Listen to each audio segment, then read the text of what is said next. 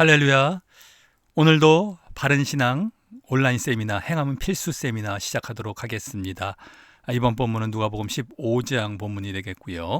39번째 행함 세미나가 되겠습니다. 이번에도 목차는 똑같습니다. 서론과 배경, 본론과 해석, 결론과 적용 순으로 이어갑니다.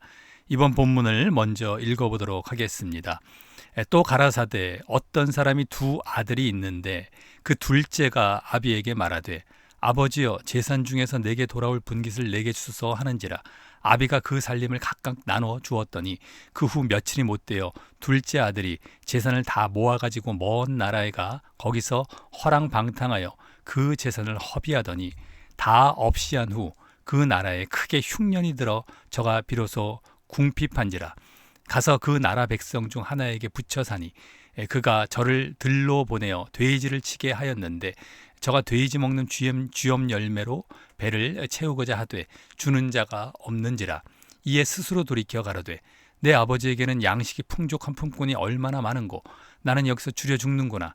내가 일어나 아버지께 가서 이르기를 아버지여 내가 하늘과 아버지께 죄를 얻었사오니 지금부터는 아버지의 아들이라 일컬음을 감당치 못하겠나이다. 나를 품꾼의 하나로 보소서 하리라 하고 이에 일어나서 아버지께 돌아가니라.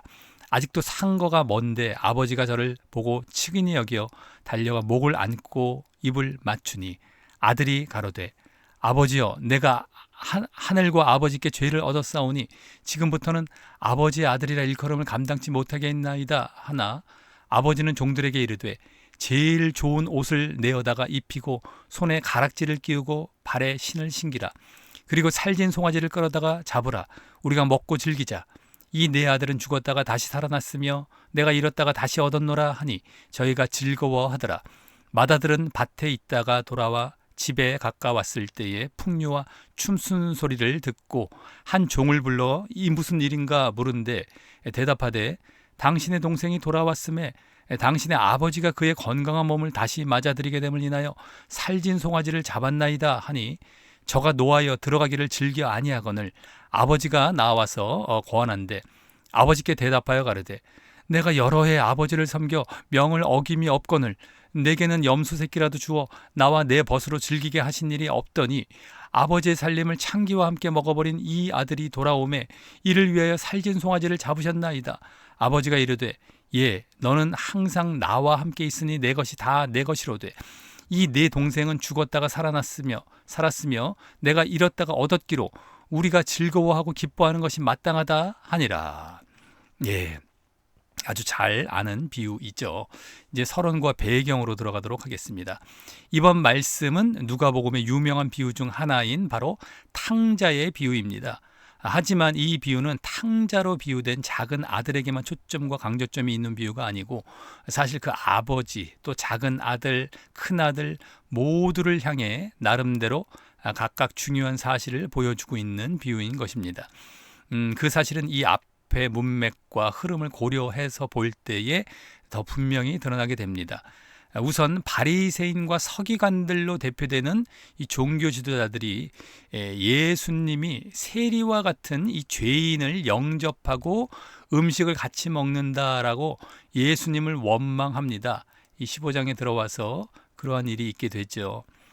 종교 지도자들이 예수님이 세리 이 죄인 취급당했던 세리와 같은 죄인을 영접하고 또 말씀도 해주시면서 음식을 같이 먹는다라고 예수님을 원망합니다. 그래서 왜 우리와 같이 그들을 배척하지 않느냐라는 것입니다. 그들은 죄인들이랑 가까이 하지 않았거든요. 부정하다라고 생각하면서 배척을 예수님도 해야 되는데 왜 배척하지 않고 그들을 영접하고 음식을 같이 먹느냐라는 것이었죠. 그러한 배경 가운데 예수님의 비유가 이제 시작이 되는데요. 먼저 이번 비유와 비슷한 두 비유를 말씀하시게 됩니다. 이번 탕자의 비유와 비슷한 두 비유인데 어떤 비유냐면 바로 잃은 양 한 마리의 비유와 잃은 한 드라크마의 비유. 잃은 양의 비유, 잃은 드라크마의 비유. 이것이 탕자의 비유와 좀 다른 비유인지를 우리가 흔히 알고 있었을 가능성이 높은데 사실은 비슷한 비유입니다. 같은 차원의 비유예요. 잃은 양 한 마리, 잃은 한 드라크마의 비유, 탕자의 비유. 둘 모두 잃은 양, 잃은 드라크마 비유 둘 모두 주인으로 비유된 하나님께서 이 세리와 죄인들을 애쓰고 부지런히 찾아서 잃은 양 한 마리나 잃은 한 드라크마가 다 결국엔 세리와 죄인들을 비유하신 것이 되는 건데요. 애쓰고 부지런히 찾아요, 그들을요. 그래서 찾았을 때에 벗과 이웃들을 불러 모으고 잔치를 할 것이다 라는 비유가 되고요. 그러면서 그와 같이 죄인 하나가 회개하면 하늘에서 기쁨이 된다라는 비유인 것이었습니다. 세리와 죄인들이 결국엔 회개하면 이제 막 찾았는데 찾아진 것이 결국엔 그들이 회개해서 돌아온 것이 되는 것인데요. 그랬을 때 하늘에서 기쁨이 된다. 그래서 잔치, 벗과 이웃을 불러 모으고 잔치를 한다라는 비유인 것이었습니다. 이번도 마찬가지죠. 아들이 둘째 아들이 돌아와서 잔치하는 것, 이게 다 같은 차원의 비유였던 것입니다. 자, 그리고 그때 잃어버리지 않았던 99마리 양, 71마리 양의 비유에선 나머지 100마리 중에서 99마리 양이 있고요. 또 10드라크마 중에 9드라크마가 있죠. 한 드라크마 잃었다가 찾았던 드라크마 말고 9드라크마. 이것들은 다 바로 종교 지도자들과 유대인들을 비유하셨던 것입니다. 한 양, 한 드라크마는 이방인이나 세리와 죄인들일 쪽이었고, 나머지 오히려 이 많은 이것들은 다 종교 지도자들과 유대인들이었습니다. 자, 그러한 세리와 종교 지도자들 서로 상반된 그런 자리에 있죠. 세리, 죄인 취급당했고, 종교 지도자들, 유대인들은 자기들이 자칭 의인됐다라고 이제 여기고 있었던 그러한 어떤 대립적인 어떤 이 차원인데요. 서로 간에 그 사람들의 예수님을 사이에 둔 그 대립된 배경 가운데에 죄인과 그 회개도 비중이 큰 것이고, 이 세리죠, 세리. 죄인은 세리 쪽입니다. 세리와 그 회개도 비중이 큰 것이고, 이 종교 지도자들과 유대인들 또한 지금 이 비유를 말씀하시게 된 장본인들이기 때문에 또 다른 큰 비중을 갖고 있는 것입니다. 우리는 흔히 탕자의 비유하니까 이제 이 세리 또 죄인 쪽에만 신경 쓸 가능성이 높은데, 사실 이 종교 지도자들과 유대인들, 좀 일단 이제 큰 아들로 비유될 사람들인데, 그들에게도 또 다른 큰 비중이 있는 비유다라고 하는 것입니다. 자, 이번 탕자의 비유는 이러한 이 앞에 두 비유, 아까 잃은 양, 잃은 드라크마 비유를 더 확장하셔서 말씀하시는 비유인 것입니다. 그래서 여기에서는 죄인의 회개, 또 하나님께서 찾으심과 기쁨, 하나님에 대한 것, 죄인, 세리 쪽이죠. 세리와 죄인 쪽, 하나님에 대한 것, 하나님의 기쁨, 찾으심과 기쁨, 또 그에 대한 이 종교 지도자들의 태도, 불만입니다. 이것 모두에 대해서 더 구체적으로 더욱 실감이 가도록 말씀하시는 이 비유인 것입니다. 이 앞에 잃은 양, 잃은 드라크마 비유보다도 이 세 대상, 죄인, 종교지도자들, 또 중간에 하나님까지도. 자, 그리고 그러므로 그 종교 지도자들을 가르치시려고 하는 그 비유인 것입니다. 사실은요. 그들로 인해서 이 비유가 시작이 되었기 때문에 그들을 가르치시려고 하는 비유인 것입니다. 우리는 이 가운데 특별히 이 죄인, 세리 쪽 죄인과 종교 지도자들의 행함에 또 더 초점을 두고 보도록 하겠습니다. 하나님의 이제 차원도, 하나님의 기쁨 이런 것들도 물론 우리가 함께 보게 되겠지만, 결국에는 이 죄인 또 종교 지도자들이 보여야 할 행함에 대해서 더 초점을 두고 보도록 하겠습니다. 자, 그럼 본론과 해석입니다. 이번 비유는 이 맨 첫 절 11절에 나오듯이 어떤 사람이 두 아들이 있다라는 배경으로 시작합니다. 여기 또 가라사대라고 시작을 하시는데 어떤 말씀으로 시작하십니까? 어떤 사람이 두 아들이 있는데 라고 이제 비유를 시작하시죠. 여기 어떤 사람이란 아버지가 되는데요. 두 아들이 있다라고 했기 때문에 아버지죠. 그 두 아들의 아버지인데 바로 하나님을 비유하신 것이고요. 또 두 아들, 그럼 두 아들 중에 첫째 아들은 앞에 두 비유와 이어져서 이 종교 지도자들과 유대인들을 비유하신 것이고, 또 둘째 아들은 세리와 죄인들이나 이방인들을 비유하시는 것입니다. 세리 죄인들, 세리가 죄인 취급당했고 이방인들도 뭐 부정하다고 해서 이렇게 멀리했던 유대인들이 그런 자들이었죠. 어쨌든 둘째 아들은 그런 자들이 되고 첫째 아들은 유대인들, 종교자들이 되는 것입니다. 비유하신 것입니다. 그리고 다음 이제 12절부터 19절까지는 그 중에 먼저 둘째 아들의 모습을 먼저 말씀하시고요. 흔히 우리가 알고 있는 탕자죠, 탕자. 집 나간 탕자, 둘째 아들의 모습을 먼저 말씀을 하시고, 또 이어서 20절부터 24절까지는 아버지의 모습, 돌아온 그 둘째 아들에 대한 아버지의 모습이 나오죠. 또 이어서 나머지 25절부터 32절까지는 첫째 아들, 맏아들의 모습, 그에 대한 반응, 아버지가 둘째 아들을 맞이하는 것에 대한 반응, 이 첫째 아들, 종교지도자들 쪽이죠, 유대인들, 그들의 모습을 말씀하시는 것으로 각각 또 거의 동일한 비중으로 말씀을 하시게 됩니다. 이 탕자, 둘째 아들 쪽에만 비중이 있는 줄 알았더니 뭐 절수로 봐도 둘째 아들이나 첫째 아들이나 그렇게 많이 차이가 안 나요. 거의 비슷합니다.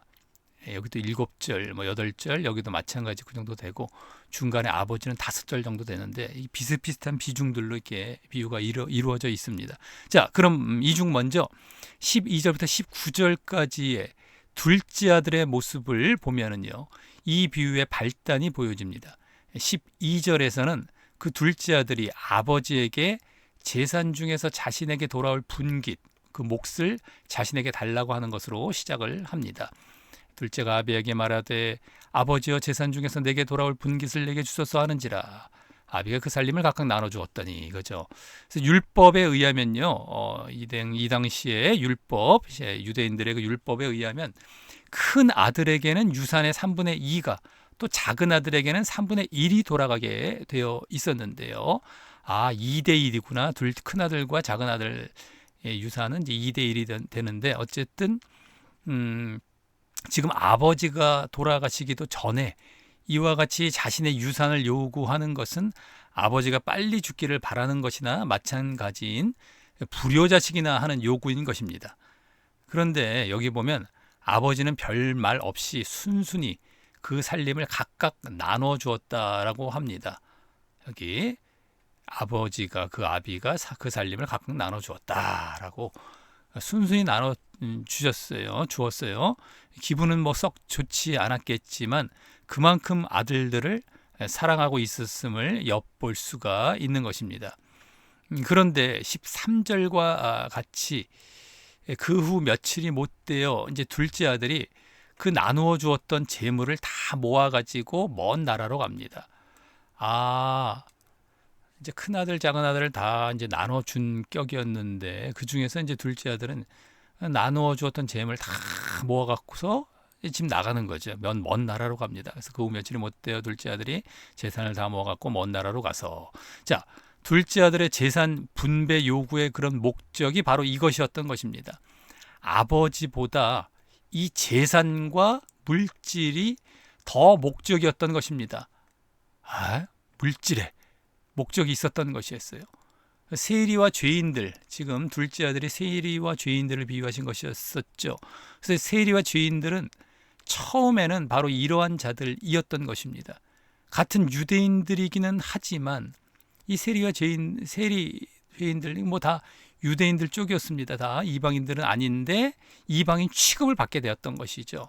어쨌든 그래서 이제 같은 유대인들이긴 하지만 이 돈에 눈이 멀어서 자신들의 눈앞에 물질적 이익을 위해서 유대인들에게는 배신자와 매국노와도 같은 로마를 위한 세금 징수, 로마의 지금 식민 지배를 받고 있었던 유대인들 아니겠습니까? 근데 로마에 이제 세금을 징수하는 일을 이 세리들이 앞서서 하고 있었던 것이죠. 돈에 눈이 멀어서 그것을 서슴없이 수행함으로 또 이제 뭐 더 착복하기도 하고 많이 받기도 하고 이러면서 더 이제 어쨌든 미움을 샀던 것입니다. 유대인들의. 그래서 마치 하나님을 떠난 것과 같은 자들이었기 때문입니다. 이 세리와 죄인들이 물질적 이익을 위해서 이렇게 하나님을 떠난 것과 같은 이런 자들이었기 때문입니다. 그래서 지금도 둘째 아들이 물질 받아서 아버지 하나님을 떠나는 것처럼 그러한 모습이었던 것입니다. 그런데 그렇다고 또 유대인들도 물질에 대한 욕심이 없었던 것은 아닙니다. 이 종교 지도자들을 위시하여서 그들은 이 율법적인 종교 행위에 능통했지만 그 이면에 실제로는 과부의 가산을 삼키는 등, 이게 말씀 가운데 나오죠. 과부의 가산을 삼킨다 그러는 등 이 비윤리적으로 사람들의 재산을 착복했기 때문입니다. 이들도 은근히 안 그런 척 하면서 이제 사람들의 물질을 착복했기 때문입니다. 지금으로 말하자면 어떤 목회자들이 어떤 부정한 방법을 통해서 헌금을 착복하는 식이 되는 것이랑 비슷하겠죠. 하다고 할 수 있죠. 그렇게 은근히 돈 밝히고 말이죠. 목회자들이 성도들의 어떤 신자들의 돈을 어떤 여러 방법으로 착복하는 식이 되는 것과 비슷한데요.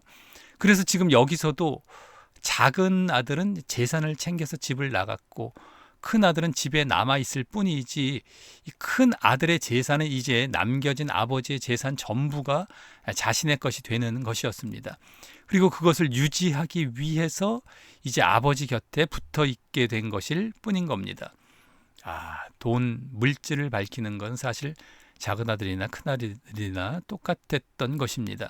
자, 그런데 이어 13절 하반절에서 14절과 같이 그 아버지를 떠난 먼 나라에 간 그 둘째 아들에게 일이 벌어졌음을 이제 말씀을 하십니다. 그래서 거기서 허랑방탕하여 먼 나라에서 그 재산을 허비하더니 다 없이 한 후에 그 나라에 크게 흉년이 들어 저가 비로소 궁핍한지라 라고 나옵니다.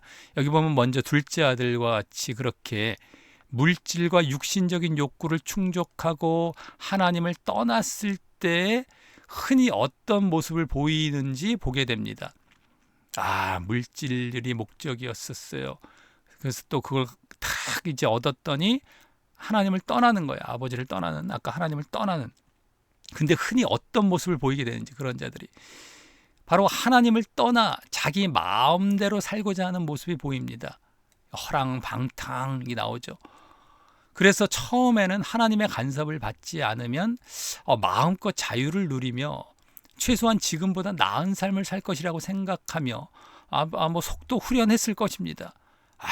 이제 하나님 간섭 안 받고 자유를 누리며 살겠다 하면서 그냥 하지만 조금씩 그 아버지를 떠난 먼 나라가 상징하는 세속 문화에 젖어들게 되고요. 또 점점 하나님을 떠난 인간의 내면에 자리 잡고 있는 죄의 소원을 다스리지 못해서 하나님을 떠나면 이 죄가 결국엔 자리 잡게 돼요. 점점요. 그 아버지를, 하나님을 떠난 먼 나라, 바로 세상과 죄는 짝을 이루고 있습니다. 세상으로 가면 또 죄를 짓게 되고요. 함께 그런 자리로 나아가는 모습이죠. 그래서 또 하나님을 떠난 그 내면의 실제 근본 이유, 왜 하나님을 떠났을까? 그 내면의 실제 근본 이유가 결국 이 세상과 죄가 좋아서 견딜 수 없는 것이었기에, 그 내면에, 겉으로는 잘 안 드러날 수 있을지 모르겠습니다만 그 내면의 실제 근본 이유, 하나님을 떠나려고 하는 것, 세상을 더 좋아하는 거예요. 함께 죄도 좋아하는 거죠. 세상 죄. 그러니까 죄를 지어도 양심의 가책 없이 살아가고 싶어 하는 거예요.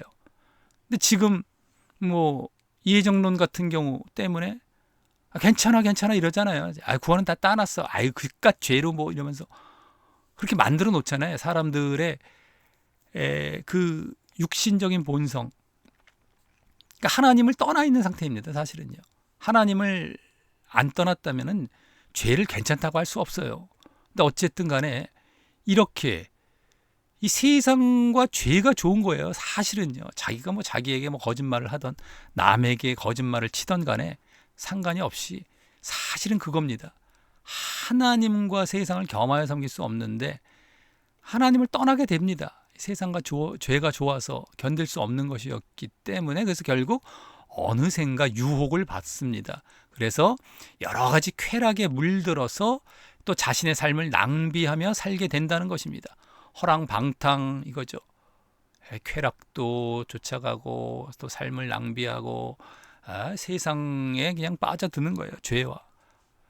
여기서의 이제 재산뿐만 아니라 여기 재산을 허비했다라고 했는데 재산뿐만 아니라 그것이 또 상징하는 하나님께서 자신에게 주신 여러 자신의 재능, 뭐 건강, 또 시간, 또 지혜 등을 자신의 정욕을 위해 쓰면서 말입니다. 계속해서 이렇게 모든 것을 아주 그냥 자신의 정욕, 자기 육신적인 것, 자기중심적인 것, 세상적인 것, 이런 죄 이런 걸 위해서 막 쓰는 거예요. 그런데 다음 그러할 때 이제 고난과 고통이 찾아오게 되는 것입니다. 고난과 고통. 여기서는 이제 궁핍해진 것이 바로 그것인데요. 이게 다 없이 한 후에 이제 궁핍한지라 나중에 여기 나오죠. 궁핍한지라. 그것이 결국 여기 허랑방탕한 삶과 같이 자신이 저질러 놓아서 시작이 되었고요. 게다가 보통 이제 여기 흉년과 같이 주변 환경에 의해서 더 극심해지고 피할 수 없도록 그렇게 고난이 오는 것입니다. 여기 흉년이 들어 크게 흉년. 자기가 다 없이 해서 궁핍해지는 자리를 어차피 나아가고 있었는데 흉년까지 들어서 더 가속화시키고 어쨌든 그래서 고난과 고통의 자리로 이제 나아가는 그런 모습입니다. 여기 흉년이 하나님께서 내리신 재앙인 것이듯이 그것은 하나님의 그를 향한 간섭이시자 그에게는 다시 돌아올 기회로 주시는 그런 고난인 것입니다. 흉년은요. 하나님께서 그 고통에 더 가중치를 가하시는 것인데요. 흉년으로. 그것은 이제 그에게 기회입니다. 기회. 돌아올 기회로 주시는 것이에요. 간섭하시면서. 우리가 허랑방탕하고 세상과 죄로 나갔을 때에 꼭 무슨 그걸 다 써서 궁핍해지거나 뭐 이렇게 또 흉년까지 와서 꼭 이런 상황은 아닐지라도 다른 형태로 고난과 고통이 또 찾아오게 됩니다. 거기에 또 다른 이 흉년과 같은 어떤 가중치가 또 더해져서 더 고통스러운 때가 와요. 근데 그게 다 기회입니다. 하나님의 기회. 돌아오라 돌이키라 라는 기회로 주시는 것이에요. 지금 여기서는 이제 그 궁핍과 흉년으로 이제 비유가 되고 있지만 다른 형태로 그와 이제 비슷하게 고난이 겹쳐서 오기도 하고 다른 이제 형태로 옵니다. 꼭 물질이 뭐 다 허비되지 않았다 할지라도 다른 이제 모양이나 다른 방식으로 오게 된다라는 것이죠. 자, 그래서 그 궁핍과 고난의 삶이 이제 다음 15, 16절에서 이제 더 큰 속박과 비참한 삶으로 전개됨이 이제 보여집니다. 더 비참해져요. 이제 더 점점 이제 구렁텅이로 빠지는 그런 모습이죠. 자, 그래서 먼저 15절처럼 그 먼 나라 백성 중 한 명에게 더부살이 하면서 여기죠. 그 나라 백성 중 하나에게 붙여 사니 더부살이 하면서 종과 노예로 살아가는 것이에요. 이게 붙여 산다라는 것은 거기에서 이제 종과 노예로 이제 살아가는 모습인데요. 그걸 말하는데 그가 저를 들로 보내어 돼지를 치게 하였는데라고 나오죠. 그래서 이렇게 노예로 살면서 자유는커녕 자기는 자유를 위해서 갔는데 오히려 세상의 노예가 되고 만 것입니다. 그 먼 나라 세상의 노예가 되고 만 거예요. 거기에서 이제 나오지도 못하고 그냥 끌려다니면서 헤어나오질 못해요. 헤어나오질 못하고 계속 끌려 가는 삶이 됩니다.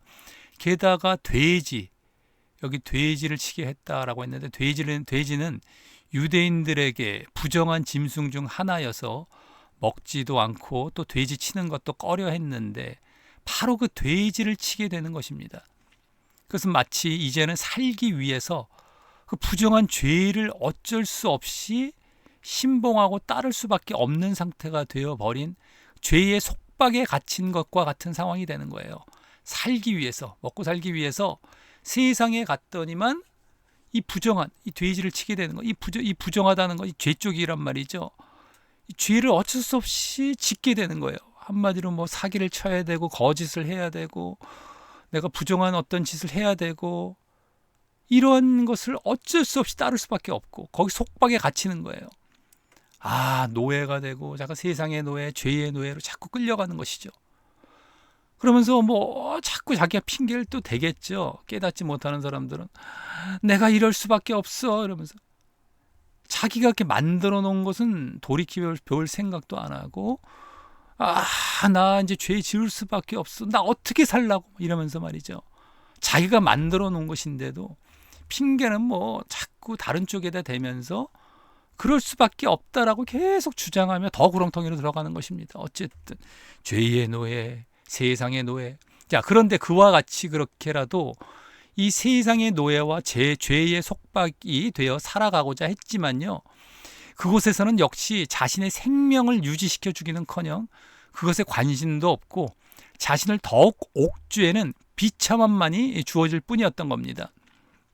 16절과 같이 돼지가 먹고 있었던 쥐염 열매로 배를 채우고자 하여도 여기 저가 이제 돼지를 치면서요. 돼지 먹는 그 쥐염 열매로 배를 채우고자 하되 주는 자가 없는지라. 쥐염 열매조차도 돼지 먹는 열매조차도 주는 자가 없더라. 그러니까 지금 뭐 부정한 죄도 지으며 사기치고 뭐 거짓하면서 어떻게 뭐 부정한 방법으로 먹고 살라고 하는데도 그것도 제대로 안 되는 거예요. 죄를 짓지 않고 정당하게 먹고 살아야 되는데 이 부정하게 해도 뭐 수단 방법 가리지 않고 살려고 해도 그것이 또 안 되는 거예요. 그렇게 해도 해결이 안 돼요. 먹고 사는 게. 그래서 그것마저도 이 쥐염 열매마저도 주는 자가 없었기 때문입니다. 그 나라에 흉년이 들어서 그와 같이 돼지를 치면서도 돼지가 먹는 열매조차도 먹지 못했던 것입니다. 노예로 그냥 밑에서 종으로 살면서 그거라도 얻어먹으려고 좀 어떻게 해봤는데 그것도 안 되는 거예요. 세상과 죄의 노예가 돼서 어떻게 좀 먹고 살아볼까 했는데 점점 꼬여가고 점점 늪으로 빠지는 것이죠. 이것도 안 되고 저것도 안 되고 죄는 죄대로 짓고 먹고 살기는 살기대로 어렵고 말이죠. 그래서 이득이 될 게 없다고 돼지만도 못한 취급을 받고 있는 것입니다. 그 고용했던 그 나라 사람들이 돼지만도 못한 취급을 하고 있는 거예요. 이것이 결국 세상과 마귀와 죄의 종의 상태에서 결국 언젠가 겪게 될 궁극적인 따돌림과 배신감인 것입니다. 나는 세상 쫓아가는 게 나는 죄 쫓아가고 그 배후에 마귀가 있죠. 마귀 쫓아가는 게 난 더 나을 것 같아. 더 내가 숨통이 트일 것 같고 내가 좀 더 잘 살고 내가 자유를 얻고 잘 살 수 있을 것 같아 라고 했는데 결국엔 언젠가 겪게 될 오히려 궁극적인 따돌림과 배신감인 겁니다. 이 세상에서도 뭐 이미 그런 경우는 부지기수고 계속 거기에서 얽매여서 헤어나오질 못해요. 계속 더 세상적이고 죄 짓는 자리 계속 세상 추구하고 이런 자리로 더 들어가죠. 그러니까 나오지 못하는 자체. 그러니까 그렇게 안 했어도 먹고 살았어야 했고 또 더 풍족할 수도 있었던 것이었는데 이건 계속 꼬여가죠. 그러니까 그게 이미 따돌림과 배신감인 것이고요. 그리고 자기는 핑계를 댑니다. 나 여기 헤어나오지 못해요.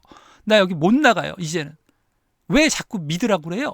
나보고 왜 자꾸 저거 해요? 이러면서 막 계속 핑계를 대죠. 그러다 죽으면 지옥이라는 건 깨닫지도 못하고요. 근데 뭐 이 세상에서 뭐 그래서 어떻게 했어요? 이제 거기서도 이미 다 그 이면에는 뭐 따돌림과 배신감이 다 깔려 있는 것이지만 그거 무시하면서 뭐 모르고 그냥 살아갔어요. 나중에 지옥 가서 이 세상에서 죽은 다음에 그냥 마귀한테 낚아채임을 당하는 겁니다.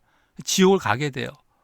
거기서는 정말 어마어마한 배신감과 내가 쫓아갔던 세상과 죄, 그 배후의 마귀를 쫓아갔는데 그럼 내가 뭔가 좀 얻을 줄 알았고 뭔가 좀 이게 답인 줄 알았다고 생각을 했는데 알고 봤더니 아니었던 거예요. 정말 이제는 무엇과도 비교할 수 없는 배신감과 따돌림을 지옥에서 당하게 되는 것이죠. 영원한 고통과 함께 말이죠. 자, 그것이 세상과 죄와 마귀를 쫓아가는 것에 이제 결국에는 결론입니다. 자, 이러한 궁핍함과 따돌림이라는 고난과 비참함 속에 이제 이 둘째 아들은 마침 이 상황을 아버지, 즉 하나님께로 돌아갈 기회로 붙들게 됩니다. 마침 다행스러운 것이죠. 이 둘째 아들이요. 이제 돌아갈 기회, 아버지께 돌아갈 기회로 붙들게 됩니다. 17절부터 20절 상반절과 같이 말입니다. 한마디로 회개를 하게 되었던 것입니다. 회개입니다. 회개의 기회로 붙들었던 거예요. 그래서 이에 스스로 돌이켜 가로되 내 아버지에겐 양식이 풍족한 품꾼이 얼마나 많은고 나는 여기서 줄여 죽는구나 하면서 이제 이렇게 모습이 나오는데요. 자, 하지만 꼭 고난 가운데 이와 같은 회개로 나아가게 된다는 것은 아닙니다.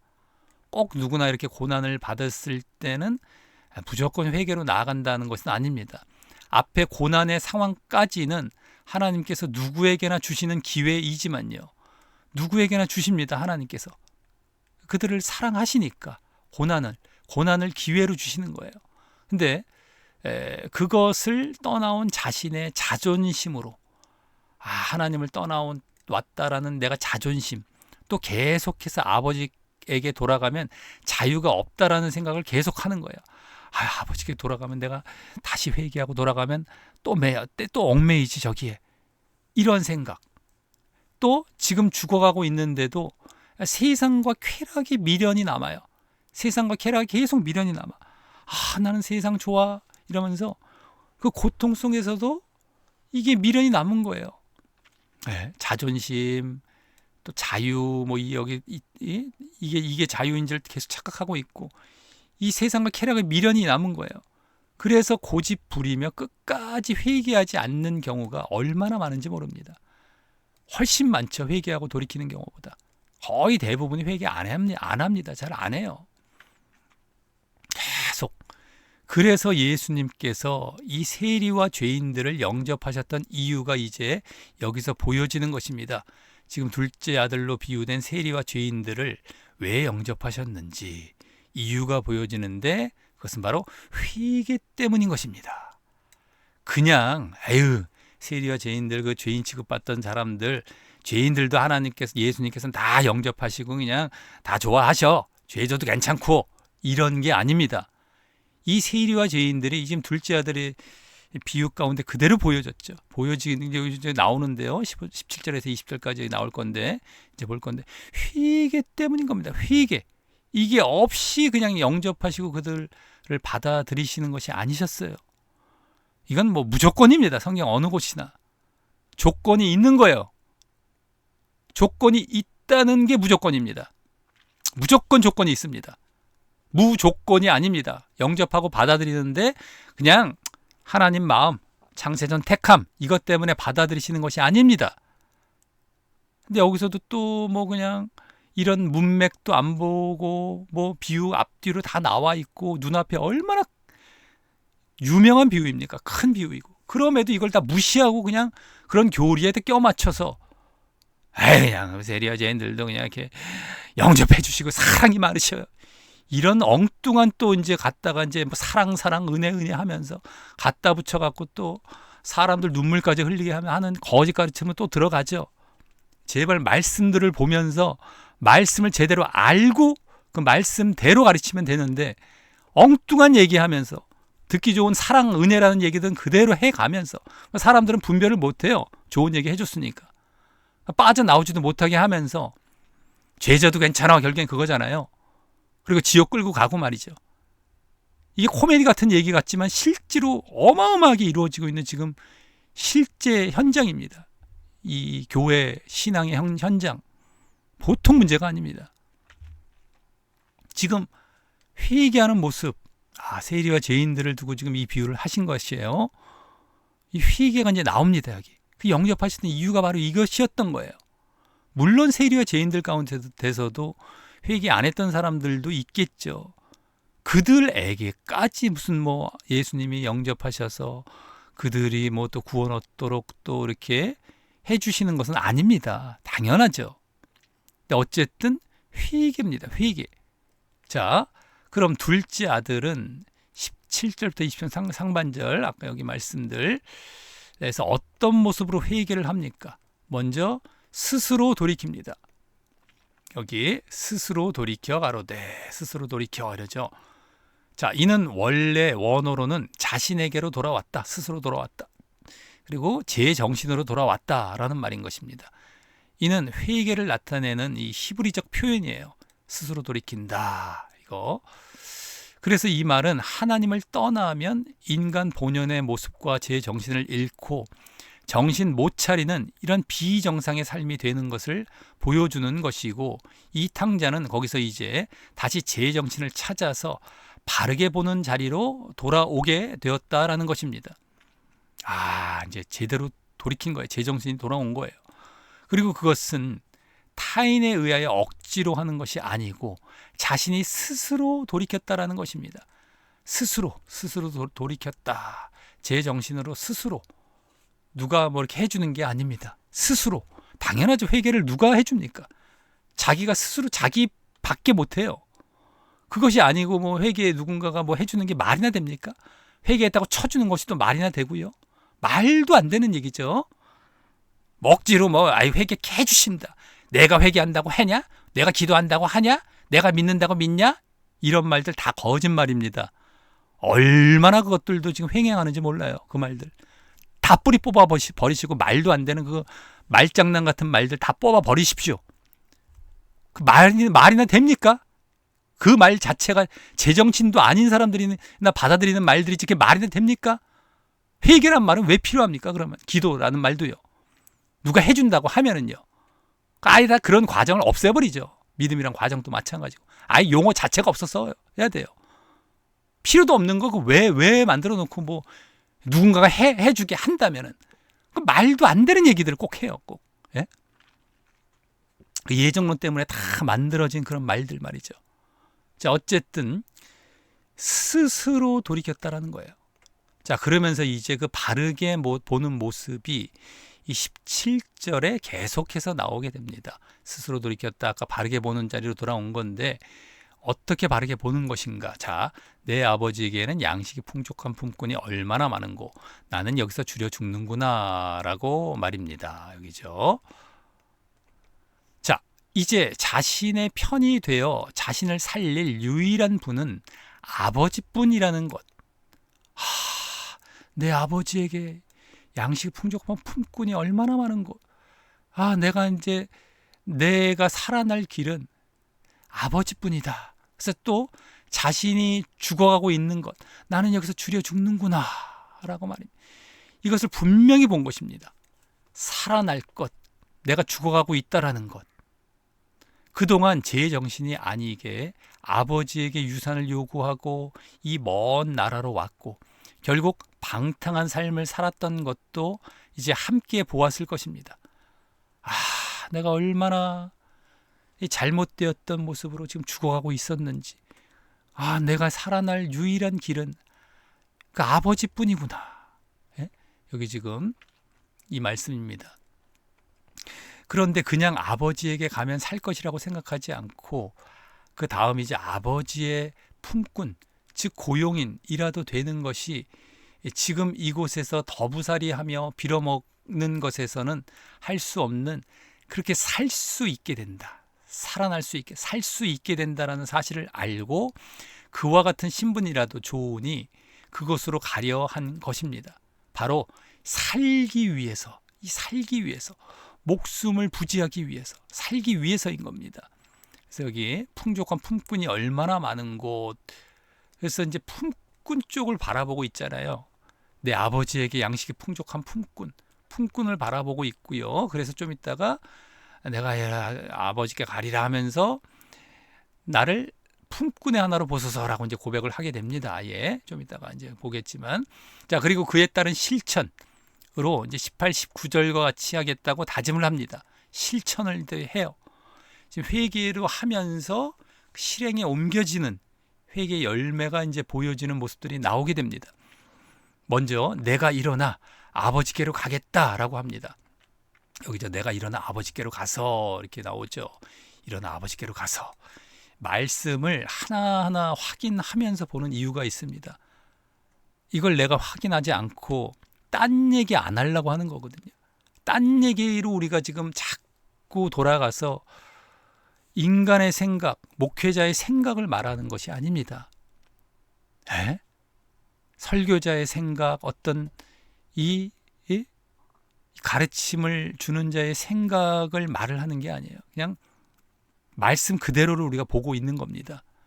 그래서 그러지 않을 때는 뭐 별 얘기 다 나와요. 자기 생각 나오고 이 얘기 나오고. 이게 아닌 거예요. 말씀을 그대로 보는 거예요.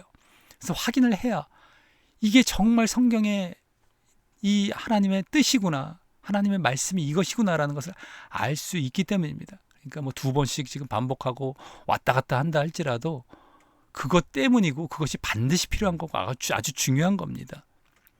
대충 자기 생각하면서 넘어가는 것보다도 이게 아주 중요한 것이니까 이걸 중요하게 생각하시면서 2번 왔다 갔다 할지라도 그걸 이제 이해를 하시길 바랍니다. 분명히 걸쳐야 될 절차입니다. 사실은요. 자, 그래서 내가 일어나 아버지께로 가겠다라고 합니다. 다음 아버지께, 아버지여, 내가 하늘과 아버지께 죄를 얻었사오니 지금부터는 아버지의 아들이라 일컬음을 감당치 못하겠사오니 나를 품꾼의 하나로 보소서라고 할 것이라고 합니다. 여기죠. 이르기를 아버지여, 내가 하늘아 아버지께 죄를 얻었다. 지금부터 아버지 아들이라 일컬음을 감당치 못하겠다. 나를 품꾼의 하나로 보소서 하리라 라고 이제 하겠다라고 합니다. 자, 이 탕자는 먼저 자신이 죽어감을 알고 살기를 원합니다. 아까 봤죠. 죽어감을 알고 살기를 원합니다. 그러므로 그 일이 가능한 아버지께 일어나 돌이켜 돌아가려고 합니다. 일어나서 가려고 하죠. 자, 그리고 다음 그를 위해 제정신으로 돌아와서 자신이 무엇을 잘못했는지 그 죄를 분명히 압니다.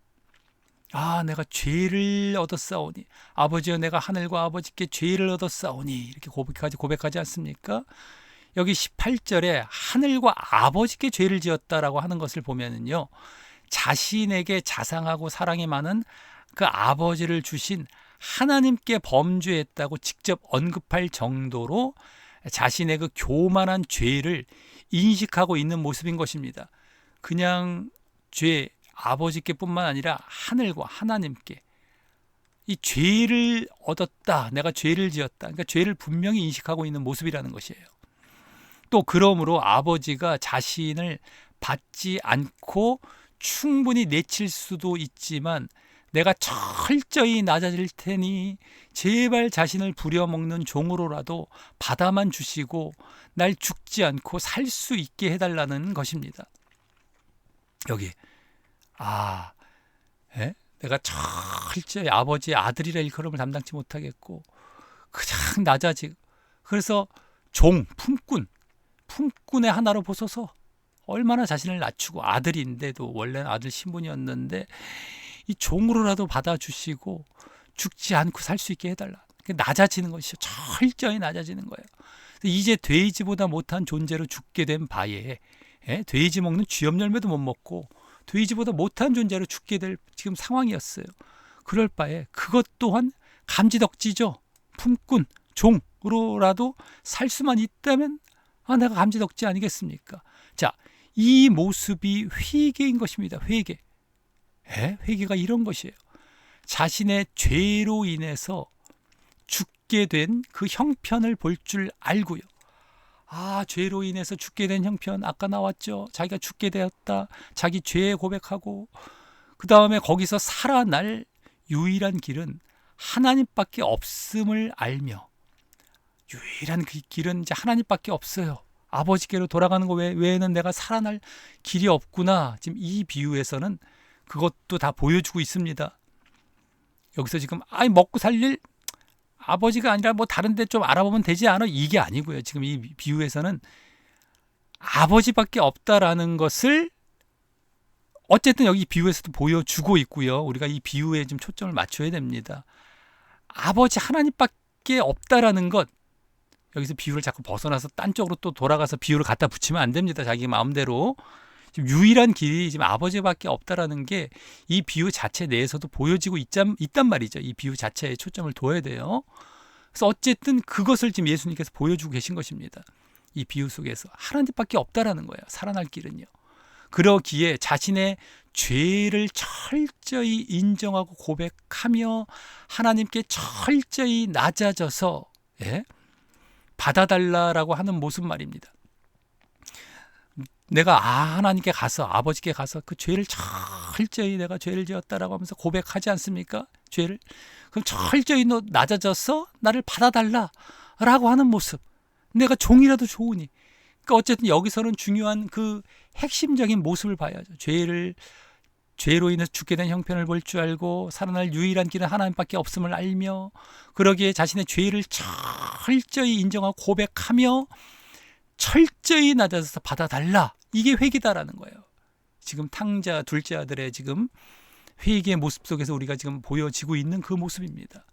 그리고 또 결정적인 것은 20절 상반절과 같이 여기 20절 상반절 이에 일어나서 아버지께 돌아가니라. 여기까지가 이제 상반절인데요. 그것을 이제 이에 일어나서 아버지께 돌아가니라라는 말과 같이 생각에 그치지 않고 직접 실행에 바로 옮겼던 것입니다. 실행에 직접 생각만 한 것이 아니라 직접 돌아가는 모습이 나왔던 거예요. 실천한 거예요. 회개의 열매죠. 이제는 직접 아버지께 가서 그렇게 회개하려고 돌아가고 있는 모습. 행함, 열매로 회개가 보여지고 있는 거예요. 회개 자체도 행함의 이제 시작이 되었고 그것이 완성이 되고 있는 열매입니다. 행함. 그리고 둘째 아들로 비유된 세리와 죄인들이 바로 자신의 이 죄로 인해 이와 같은 회개의 모습을 하나님께 보였던 것입니다. 그래서 예수님이 이들을 영접했던 것이고 함께 식사했던 것이죠. 이런 회개를 이들이 보였던 거예요. 이 비유 속에 다 드러나고 있습니다. 회개를 했다라는 것. 그냥 받아주신 것이 아니에요. 회개를 한 겁니다. 그런데 거짓 가르침에서는 창세전에 예정하셨기 때문이고 죄져도 뭐 괜찮고 그 사랑과 은혜까지 말을 하니까 뭐 그냥 더 좋아 보이잖아요. 거짓 가르침인데도. 그러니까 사람들은 또 앞뒤 볼 것 없이 아멘 하면서 막 눈물까지 흘려가면서 쫓아간다니까요. 그 눈물 속에 가증스러운 그 마음을 들여다보면은 나 죄져도 괜찮다. 나 죄져도 괜찮다. 눈물 한번 흘려드리고 난 죄질 거야. 거기에 또 기쁨, 죄지는 것에 대한 기쁨, 이 눈물이거든요. 사실은요. 가증스러운 눈물이죠. 그런데 그러고 있어요. 쿵짝이 맞는 거예요. 가르치는 자들도 이러니까 교인들 붙들고 헌금도 받고 교회 키우고 사실 그겁니다. 그 다음에 뭐 궁극적인 결론은 그거예요. 가보면 결국엔 그겁니다. 바른 걸 가르치려면은 그거 다 떨어져 나갈 거 각오해야 돼요. 어쨌든 그거고요. 아까 뭐 교인들은 다 그거예요. 괜찮다 이런 거 겉으로는 안 드러내죠. 속으로는 다 그러고 있는 거예요. 그리고 실제적으로 그렇게 살아가고요. 둘 다 가르치는 자나 뭐 교인들이나 삶 속에서는 그렇게 또 살아가요. 엉망들이죠. 다 지옥 갑니다. 근데 어쨌든 말씀 안 보고 그런 이상한 교리, 쓸데없는 그 예정론 같은 교리에 사로잡혀서 성경에 나와 있지도 않는 교리, 거기에 잡혀갖고 그러한 쿵짝이 맞아가면서 서로 간에 그냥 무언의 거짓하고 있어요. 서로 간에. 하나님께도 뭐 물론인 거짓이고요. 그러니까 지옥을 안 갑니까? 이런 거짓된 교리 자기들도 알만 해요. 알 수도 있어요. 근데 무마시킨 거예요. 그러니까 지옥을 안 가요? 하나님을 속이고 사람을 속이고 서로 간에 쿵짝이 맞아갖고 말씀 완전히 벗어나서 괜찮아 하면서 사랑 은혜 타령하면서 순 엉터리로 가르쳐 놓았으니 말이죠. 지옥입니다. 지옥. 자, 혹시라도 또 하두들 이런 것들 보면서도 이 유명한 그 뭐 얼마나 재미있어 보이기까지 하기 때문에 얼마나 유명한 비유인데 거기서 나오는 회개를 그걸 무시하고 그렇게 갑니까? 자, 끝까지 분명히 이제 말씀을 드리고 이제 가고요. 자, 그럼 이번 두 번째 대상인 이제 20절부터 24절까지에서 아버지의 모습은 어떠합니까? 먼저 20절에서 그 아들을 향한 간절한 마음이 이제 보여집니다.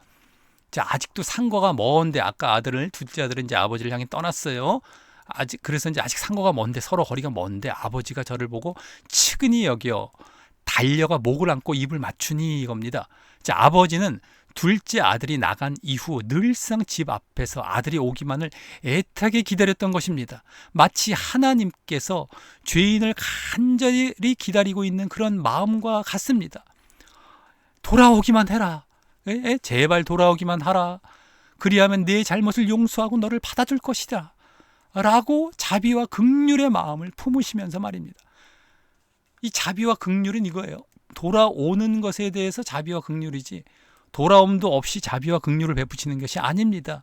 회개하고 돌아왔을 때에 그걸 받아주시는 이런 자비와 긍휼이에요. 근데 돌아오기만 해라. 내가 용서할 것이다. 근데 안 돌아오면 용서가 없는 것이고요. 그러니 얼마나 간절히 돌아오기만을 바라고, 이 아버지도 그러기를 얼마나 간절히 바라고 있었겠습니까? 우리가 그냥 인간적인 아비의 마음도 당연히 그렇다는 건 너무 잘 알잖아요. 하나님께서 그러시고 계신 거예요. 제발 저 자리에서, 저 세상과 죄된 자리에서 돌아오기만 해라 라고 기다리고 계셨던 겁니다. 그래서 오히려 아들이 아버지를 만나 잘못을 고백하기도 전에 아버지는 그를 먼저 먼 거리에서 보고 또 그 누추하고 지친 모습을 측은히 여겨서 달려가 목을 안고 입을 맞추며 뜨겁게 맞아주었던 것입니다. 아직도 거리가 먼데 그냥 신발도 안 신고 그냥 가서 달려가 목을 안고 입을 맞추었던 겁니다. 혹 이 모습을 작은 아들이 회개하기도 전에 다 용서해 주었다고 보면 안 되는 것입니다. 행여라도 이 회개를 무시해버리고 말이죠. 봐라, 아버지가 또 그냥 가서, 방금 아까 그 회개의 모습도 보았지 않습니까? 그래서 작은 아들이 돌아온 것 자체가 이미 회개의 모습인 것이죠. 여기서 그냥 돌아온 것도 이거 자체도요. 근데 아까 회개의 마음의 고백이 앞서 17절부터 19절에 나와 있었고요. 아까 다 봤죠. 회개가 어떤 것이라는 것까지도 거기서 다 보여졌고요. 그리고 돌아왔다면 실질적으로 이제 몸이 움직여서 실천까지 한 거예요. 그러면 그것을 굳이 듣지 않아도 다 알 수 있는 것입니다. 돌아왔는데 회개도 없는데 아버지가 받아주신 것이 아니에요. 다 돌아온 것 자체가 이제 회개 다 끝나고 돌아오고 있는 것 뿐이에요. 열매로서. 그걸 보고, 그 회개의 열매를 보고 아버지가, 하나님께서 이와 같이 측은히 여기면서 받아주신 것입니다. 제발 돌아오기만 해라. 이 자비와 긍휼이라는 건 그거예요. 무조건 조건 없이 자비와 긍휼이 아닙니다. 무조건 조건이 있어요. 그 조건을 너희들이 행하기만 하라.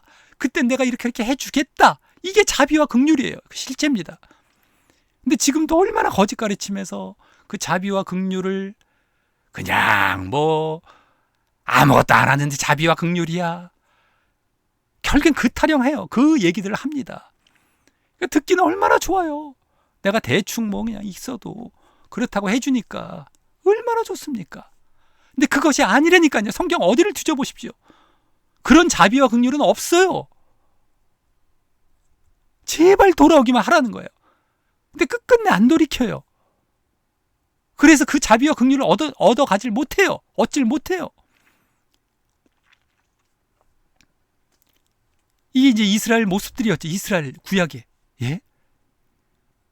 근데 항상 자비와 긍휼, 사랑과 은혜, 이런 게 다 조건이 있습니다. 앞에. 아까도 말씀드렸지만, 또 말씀을 드리고 있지만, 이게 실질적으로 이 신앙 현장, 목회 현장에서 얼마나 잘못 가르치고, 또 교인들도 잘못 알고 있고, 그렇게 룰루랄라 하고 서로 간에 우와 거기 웃음이 띄고 말이죠. 그런 잔치 좀 하지 마세요. 좀 말도 안 되는 그런 식의. 예? 여기서도 좀 잔치가 좀 이따 일어나지만 회개가 일어났고 거기서 만신창이가 돼서 돌아왔고 말이죠. 회개가 일어났고 그래서 잔치하는 거예요. 그냥 잔치가 아닙니다. 어찌됐든 참 보통 문제들이 아니니까 말씀을 드리는데요. 자, 이제 너무 이제 또 이렇게 시간이 지나가니까 이제 여기서 이 정도 넘어가겠습니다. 자, 그래서 21절에서 이제 그 아들이 앞서 18, 19절에 자신이 고백하려 했던 말을 고백하는데 단순히 그때에 지금부터 아버지 아들이라 일컬음을 감당치 못하겠습니다라고까지만 하고 미처 그 뒤에 나를 품꾼의 하나로 보소서라는 말이 떨어지기 전에 자, 아까 18, 19절에서 자신이 고백하려 했던 말 있었어요. 내가 이렇게 하리라 하고 볼까요? 앞으로 쭉 가서 자, 18, 19절 여기 내가 일어나 아버지께로 가서 이르기를 아버지여 내가 하늘과 아버지께 죄를 얻었사오니 지금부터 아버지의 아들이라 일컬음을 감당치 못하겠나이다 라고까지만 좀 이따 아까 고백을 합니다. 그 다음에 나를 품꾼의 하나로 보소서 종의 하나로 보소서 여기 남아있단 말이죠. 요거 얘기를 하기 전에 이제 어떻게 되는지 보겠습니다. 품꾼의 하나로 보소서라는 말이 떨어지기 전에 여기 나오죠. 아들이 가로되 아버지여 내가 하늘과 아버지께 죄를 얻었사오니 여기까지 했어요. 그 다음에 지금부터는 아버지의 아들이라 일컬음을 감당치 못하겠나이다까지만 했어요. 하나 하면서 품꾼의 하나로 나를 보소서 아까 18, 19절에는 요 부분이 나와 있었단 말이죠. 근데 그 말이 떨어지기 전에 아버지는 22절과 같이 종들에게 명령하여서 아버지는 종들에게 이르되 명령하되 뭐라고 합니까? 제일 좋은 옷을 입히고 손에 가락지를 끼우고 발에 신을 신기라라고 하여서 그죠? 여기 나오죠. 옷, 손, 발 신기라 하여서 오히려 아들로서의 권리와 자격을 회복시키는 이 당시의 상징적인 행동을 하게 하고 이게 아들의 권리와 자격을 회복시키는 행동이었던 거예요. 당시에 옷 입히고 손 가락지 끼우고 발에 신을 신기면서 그러니까 종으로 지금 자기는 내려가려고 지금 막 얘기를 하려고 하는데 아들로 회복을 시키고 있어요. 아버지께서. 자, 또 그 다음에 23, 24절과 같이 당시 잔치에나 사용되는 살진 송아지를 끌어다가 잡으라라고 명령하며 살진 송아지를 끌어다가 잡으라 라고 명령하며 우리가 먹고 즐기자라고 합니다. 마치 이 앞에 두 비유에서도 이 앞에 두 비유는 아까 앞부분에 말씀드렸죠. 이른 양의 비유, 이른 드라크마의 비유 거기서도 나왔던 말인데 거기서는 뭐라고 했다고 잠깐 아까도 잠깐 말씀드렸는데 벗과 이웃을 불러 모아 나와 함께 즐기자 그걸 찾았을 때에 이른 양과 이른 드라크마를 그렇게 했던 기쁨과 같이 여기서도 우리가 먹고 즐기자라고 똑같이 하고 있는 거예요. 그러니까 지금 이 탕자의 비유가 이른 양의 비유, 이른 드라크마의 비유와 그대로 연장선에 있는 그것의 확장형입니다. 확장형의 비유인 거예요. 무슨 상관이 있을까가 아닙니다. 똑같은 비유예요. 사실은요. 그만큼 그때도 직접 회개를 말씀해 주십니다. 이른 양과 이른 드라크마 죄인 하나가 회개하면 이렇게 기뻐한다 라는 말씀을 그 비유들 끝에 말씀을 해주시거든요. 회개라고. 회개. 이것도 회개가 이렇게 아주 중요한 그 비유였던 거예요. 그럼에도 불구하고 회개를 무시합니다. 직접 말씀해 주셨지 않습니까? 예수님께서 눈앞에 딱 그냥 완전히 그냥 들여다 놓고 회개의 어떤 형태까지도 오늘 여기서 자세히 아까 둘째 아들의 회개의 모습, 방식 분명하게 보여주는데 그걸 무시하고 그런 예정론적인 얘기를 하면서 가르치고 성도들은 아멘 하면서 쫓아가면서 통으로 다 지옥을 가고 있는 이러한 안타까운 지금 현실입니다. 코미디가 아니에요. 이게 실제 현장에서 일어나고 있다니까요. 무수하게. 아닌 사람들도 있지만 아주 소수예요. 소수. 보통 문제가 아닙니다. 자, 이렇게 그런 기쁨과 같이 똑같이 즐거워합니다. 잔치를 하는 것이죠. 자, 그러면서 그 이유를 이제 24절에 말을 합니다. 뭐라고 합니까? 이 내 아들은 죽었다가 다시 살아났으며 내가 잃었다가 다시 얻었노라 하니 저희가 즐거워하더라 라는 것이죠. 그래서 이 내 아들은 죽었다가 여기 다시 살아났고 내가 잃었다가 다시 얻었노라 라고 말입니다. 그래서 하나님께서 회개를 기뻐하시는 이유는 그 사람도 그 회개한 사람도 자신이 살려고 왔지만 아까 둘째 아들 내가 살기 위해서 아버지께, 우리 아까 계속 몇 번 봤습니다. 그게 왔지만 그와 같이 또 당신을 떠나 죽어 있는 상태에서 이 생명의 길로 돌아왔기에, 하나님 떠나서 죽어 있는 상태에서 생명의 길로 돌아왔기에 그 사람보다 더 기뻐하시는 것입니다. 하나님께서도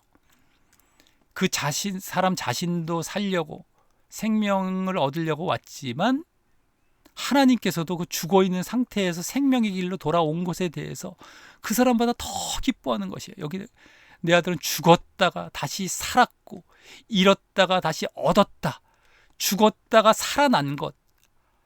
이것이 얼마나 지금 하나님의 기쁨이 되는지 몰라요. 우리보다도 더 기뻐하시는 거예요. 제발 그러길 원하시는 것이죠. 너희가 제발 사는 길로 돌아오길, 생명의 길로 돌아오길. 이렇게 그 이유 때문에 이렇게 기뻐하시는 것입니다. 다른 것이 아니에요. 회개를 기뻐하시는 이유가 바로 그것입니다. 우리도 살라고 돌아가야 하지만 말이죠. 그래서 얼마나 당신 곁에 잘 붙어 이렇게 생명 얻기를 바라고 계신지 알 수 있습니다. 하지만 그러지 않을 때는 죽은 바 되는 것이죠. 그리고 하나님 나라로부터 잃어버린 바 되는 것입니다. 여기 아까 잃었다가. 그래서 바로 멸망과 지옥에 있게 되는 것인데, 하나님은 그것을 피하기를 간절히 원하시는 것입니다. 회개하지 않으면 결국엔 죽은 바와 잃어버린 바, 지옥입니다. 멸망과 지옥. 그걸 피했을 때 얼마나 하나님이 기뻐하시는지 몰라요. 그래서 회개를 그렇게 기뻐하시는 것입니다. 그럼 한 번 딱 하고 회개도 아니죠. 회개는 반복적이고 지속적으로 해야 됩니다. 계속 그 자리에 있어야 되고요. 회개한 자리에 계속 머물러 있어야 되고요. 또 아까 회개 이제 했다고 해서 그러면 내가 살짝 이렇게 회개하는 척하면은 기뻐하시고 난 또 구원받나? 이것도 아니에요. 계속 그 자리에 있어야 돼. 그게 회개 열매입니다. 여기서 뭐 이번 그것까지 뭐 자세히 여기서 지금 우리가 언급될 건 아니지만 뭐 그건 당연한 것이고요. 어쨌든 그래서 기뻐하십니다. 자, 그와 같이 저희가 다 즐거워하기 시작했을 때였습니다. 아까 다 저희가 즐거워하더라 잔치하면서. 근데 이제 마지막 부분입니다. 25절에서 32절까지 해서 이 종교 지도자들과 유대인들을 비유하신 이 큰아들, 맏아들의 모습이 그려집니다. 종교 지도자들 쪽이에요. 그들입니다. 맏아들은 밭에 있다가 돌아와 집에서 가까이 왔을 때에 이러면 이제 나오죠. 자, 큰아들은 그때 밭에서 일을 하고 있었던 것입니다. 이는 꼭 아버지를 위해 일한 것이라기보다 지금 남은 아버지의 재산이 자신의 것이기에 자신을 위해 일을 한 것이에요. 마치 종교 지도자들이 자신들의 교리와 유전을 함께 따를 자를 얻기 위해서 하나님의 이름을 빌어서 노력했던 것처럼 말입니다. 자신들의 교리, 지금도 얼마나 신학과 교리가 성경보다 앞에 있잖아요. 교리와 유전, 전통, 그것을 함께 따를 자를 얻기 위해서 하는 거예요. 지금 여기서 밭에서 일을 했다라는 것도 자신을 위해 일한 것입니다. 아까 밭에서 있다가 이것이 그거예요. 더 이제 아주 면밀하게 보면 결국에 그겁니다. 지금도 뭐 똑같아요. 근데 이 유대인들이, 종교 지도자들이 자신들의 교리, 유전 따를 자들을 얻기 위해서 열심히 하나님의 이름을 빌어서 일하고 있는 것, 지금도 똑같습니다. 예정론자들을 이제 대표적인 그들이니까 그들의 거짓 가르침을 쫓을 자들을 그렇게 위해서 일을 해요. 배나 지옥자식 만들려고요. 그러고 있습니다. 지금 수도 없이 자기들을 위해서, 하나님의 말씀과 성경을 위해서 일하는 게 아니에요. 여기서도 아버지를 위해 일한 것이 아닙니다. 자신들의 거짓 교리를 위해 일하는 것이죠. 자, 그런데 그 밭에서 돌아와 집에 가까이 왔더니 영문을 알 수 없는 잔치가 벌어져 집 밖으로 풍악 소리와 춤추는 소리가 들려온 것입니다. 여기죠. 집에 가까이 왔을 때 풍류와 춤추는 소리를 듣고 한 종을 불러 이 무슨 일인가 물은데 대답하되 당신의 동생이 돌아왔음에, 이렇게 대답을 하죠. 그래서 이에 그는 집으로 들어가지 않고 한 종을 밖으로 불러내어 자초지종을 묻습니다. 이윽고 종을 통해 잔치가 벌어진 사연을 알게 된 큰아들은 빈손으로 돌아온 동생에게도 그렇지만 그보다 동생이 건강한 몸으로 무사히 돌아왔다고 그를 위하여 살진 송아지를 잡아서 잔치를 벌이는 이 아버지에 대해서 더욱 크게 실망하고 분노를 품게 되는 것입니다. 동생에게 뭐 분노를 품는 것도 당연한 것이고 아버지에 대해서 더 크게 실망하는 거예요. 동생을 위해 살진 송아지를 잡아서 잔치를 벌이는 아버지에게. 그래서 당신의 아버지가 뭐라고 합니까? 아까 종이 대답하기를 아버지가 그의 건강한 몸을 다시 맞아들이게 됨을 인하여 살진 송아지를 잡았나이다 한 것에 대해서 이제 분노를 품게 되는데 그것이 이 다음 절 28절부터 30절에서 잘 보여집니다. 저가 노하여 분노하죠. 들어가기를 즐겨하지 아니하거늘. 그래서 28절에 먼저 보면은요. 노하여 들어가려 하지 않기에 아버지가 나와서 권합니다. 아버지가 나와서 권한데 그 다음에 아버지가 대답하여 가로되 이제 나오는데요. 자, 이렇게 아버지가 권했다라는 모습에서 아버지의 큰 아들에 대한 사랑도 여기서 엿보여집니다. 야, 너도 가서 잔치에 우리 참석하고 같이 우리 즐거워하자. 이 잔치가 사실은 천국 잔치 이런 것 아니겠습니까? 같이 즐거워하면서 너도 그 잔치에 참여해서 이제 구원 받으라는 거예요. 사실은요. 그 사랑입니다. 하나님께서 이렇게 좀 질투하고 있는 자들에게도 그러지 말고 이렇게 와서 해라고 이제 타일러 주면서 이런 사랑이에요. 사실은요. 좀 이따가 나오지만 이 타일러 주고 책망하고 뭔가 일러주는 것은 사랑입니다. 지금도 거짓 교리를 벗어나라. 거기서 빠져나오라라고 지금 어떤 통로를 통해서 알려주고 있는 것은 내가 하고 있는 걸 왜 방해해요라는 기분 나쁠 일이 아니라 지금 기회예요. 사랑입니다. 그대로 가다간 지옥이니까요. 자, 어쨌든 그게 엿보이는데 그런데 29절 30절에서 큰아들은 대답하며 불평을 합니다. 아버지께 대답하여 가로되 뭐라고 대답합니까? 내가 여러 해 아버지를 섬겨 명을 어김이 없거늘. 자, 둘째 아들과는 완전 판이한 모습이죠. 이는 당시 이 종교 지도자들이 오랫동안 하나님의 율법을 잘 지키며 그래서 아버지를 섬긴 명을 어김이 없다. 그러니까 하나님의 율법을 잘 지키며 그 아래 예속되어 섬겼다라는 것입니다. 그리고 그것은 자신들이 세리와 죄인들과 다르게 의롭고 우월하다라고 생각하며 구분하는 그 이유였던 것입니다. 여기서도 지금 큰아들이 작은아들에 비해서 내가 그렇게 우월한 거 아니겠습니까? 아버지를 섬겨 명을 어김이 없었는데요 하면서 그겁니다. 율법을 잘 지켜서 그러면서 그런 나에게는 염소 새끼라도 주어 나와 내 벗으로 즐기게 하신 일이 없더니 여기죠.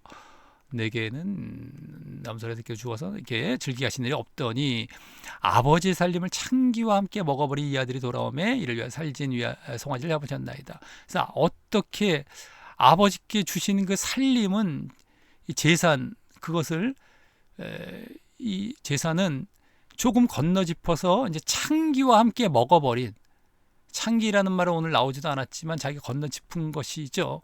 창기와 함께 먹어버린 이 아들이 돌아왔다고 그렇게 덥석 그것보다 염소 새끼 그것도 염소 새끼보다 훨씬 값진 살진 송아지를 잡아서 잔치를 베풀 수 있느냐라는 것입니다.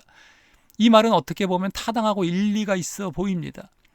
그러니까 하나님의 율법을 잘 지킨 우리와 같거나 아니 우리보다 더 저들을 대우하는 것이 불공평하다라는 것이기 때문이죠.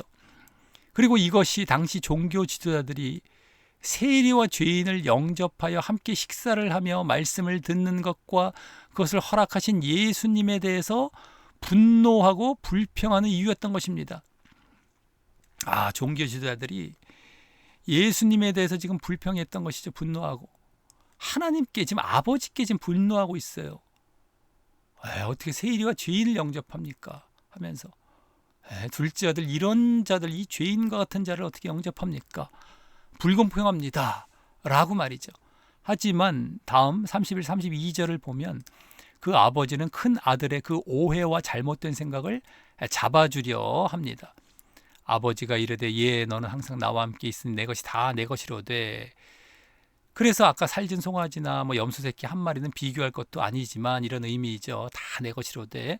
자, 이 내 동생은 죽었다가 살았으며 내가 잃었다가 얻었기로 우리가 즐거워하고 기뻐하는 것이 마땅하다. 여기서도 살았고 죽었다가 여기 얻었기에 이 산 것, 얻은 것, 이 산 것, 얻은 것, 이 살아난 것, 생명에 대해서 기뻐하자라는 것이죠. 자, 이는 변명이 아닌 책망조로 말을 한 것입니다. 이 말은 지금 종교 지도자들이 세리와 죄인들을 맞이하신 예수님을 향해 불평하는 것에 대답을 하신 것과도 같은 것입니다. 예수님을 향해 불평하는 것에 대답을 하신 것이 되는 것이죠. 이게 지금 종교 지도자들이 불평했던 것. 그래서 이들은 진정 영혼 구원에 대한 하나님의 마음을 모르고 있었고요. 이 종교 지도자들은 하나님의 마음, 영혼 구원하려는, 죽었다가 살았으며 영혼 구원이죠. 예?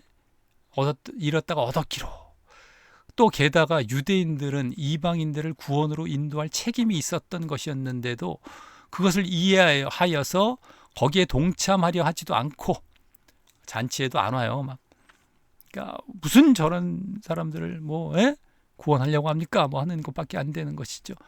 단지 하나님이 자신들만의 하나님, 유대인들만의 하나님이라는 기득권에서 나오는 선민의식, 기득권 이런 건데요. 특권의식, 우리만 선택했다 이러면서 자신들만의 하나님이다 라고 나오는 이 시기 질투에 의한 불평이었던 것입니다. 이 선민의식 기득권은 지금 예정론자들이 우리만 구원받아요, 우리는 택함 받았어요 하는 것과 똑같습니다. 더 자세히는 말씀 안 드리겠지만 그들도 똑같이 이런 그런 반응을 어느 순간에는 보이게 됩니다. 그래서 더 자세히는 말씀 안 드리겠지만, 자, 그래서 결국 그들이 하나님과의 바른 관계에 있지 않다라는 것이고요. 하나님의 마음을 갖고 있었어야 했던 건데 없어요. 하나님과의 바른 관계에 있지 않은 거예요. 그렇기 때문에 이 종교 지도자들과 유대인들은요. 그래서 또 하나님의 구원과 생명 주시는 사역에 동참하지 않으려 했다라는 것입니다. 똑같이 지금 하나님께서 이 아버지와 같이 이렇게 잃었다가 찾은 것, 얼마나 죽었다가 살아난 것에 대해서 그것을 얼마나 이제 기뻐하고 자기들도 동참을 해야 되는데 그걸 안 하려고 하지 않습니까? 하나님 마음도 모르고 하나님과 바른 관계에도 없는 거예요. 하지만 예수님께서는 이 비유를 통하여서 세리와 죄인들을 영접하시는 당위성뿐만 아니라 오히려 왜 영접하시죠? 생명 얻게 하기 위해서, 구원. 그들이 회개하니까 구원과 생명 얻게 하기 위한 것이죠. 오히려 그 당위성뿐만 아니라 오히려 종교 지도자들을 대상으로 그 하나님의 생각에서 벗어난 잘못된 마음을 고쳐서 회개하고, 오히려 지금 이들이 회개해야 되는 거예요. 아까 둘째 아들은 회개하고 돌아왔지 않습니까? 이제 남아있고 더 이제 큰일 난 것은 더 사실 비중이 큰 것이 되는데 이 바로 큰아들입니다. 종교 지도자들이에요. 이들이 회개해야 되는 거예요. 지금 하나님의 생각으로 돌아와야 되는 거예요. 회개하고 함께 그래서 잔치에 참여하자고 초대하며 이 기회를 주고 계신 것입니다. 이들도 돌이켜서 그 잔치에 참여한다면 회개하고 돌아오는 것이죠. 그들도 아버지 마음과 똑같이. 그리고 그들도 살아나는 겁니다. 결국에는요. 잘못된 자리에 지금 있기 때문에. 근데 그렇지 않으면 그들이 마치 심령에 있어서 진정 영적인 탕자가 돼요. 진짜 영적인 탕자는 심령에 있어서 그들이 되는 거예요. 진짜 탕자는 이 큰아들입니다. 그래서 지금 이 큰아들이 고집 부리고 있는 것과 같이 구원 잔치에서 소외되고 탈락될 것임을 예시하시면서 말입니다. 지금 잔치에 자기들이 안 들어가요. 영적인 탕자로서 정말 진짜 구원 잔치에는 안 들어가는, 진짜 하나님 그 나라에서 떠난 탕자가 되는 것이죠.